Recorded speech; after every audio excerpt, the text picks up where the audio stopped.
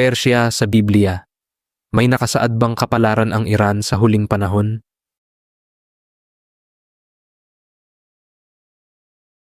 Sa loob ng libu-libong taon, isang pangalan ang paulit-ulit na umuukit sa pahina ng kasaysayan at ng banal na kasulatan. Persya. Ang Persya ay hindi lamang isang makapangyarihang imperyo.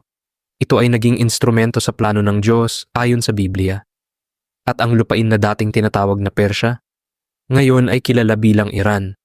Ngunit ang tanong ng marami, may kapalaran ba ang Persya o Iran na nakasaad sa Biblia? Ang Persya sa panahon ng Biblia. Noong bumagsak ang Babylonia, isang hari ang ginamit ng Diyos upang palayain ang mga Israelita, si Cyrus the Great. Sa aklat ng Ezra at ikalawang kronika, makikita na si Ciro ang nag-utos na maibalik ang mga Hudyo sa Jerusalem upang muling itayo ang templo. Isang paganong hari, ngunit tinawag na pinahiran ng Diyos sa Isaias 45. Ibig sabihin, mula pa noon, may espesyal na papel ang Persya sa kasaysayan ng Israel, ang imperyong Medo-Persya. Sa aklat ng Daniel, may pangitain tungkol sa mga kaharian ng mundo. Isa sa mga ito ang Medo-Persian Empire, na kinakatawan ng dibdib at braso ng pilak sa panaginip ni Haring Nebuchadnezzar. Ang Persya ay hindi lamang nabanggit. Ito ay malinaw na bahagi ng prophetic timeline. Persya sa hula ng huling panahon. Isa sa pinaka-pinag-uusapang talata ay nasa Ezekiel 38. Dito, binanggit ang Persya bilang bahagi ng alyansa sa isang digmaan laban sa Israel sa mga huling araw. Hindi direktang sinabi ang Iran sa Biblia.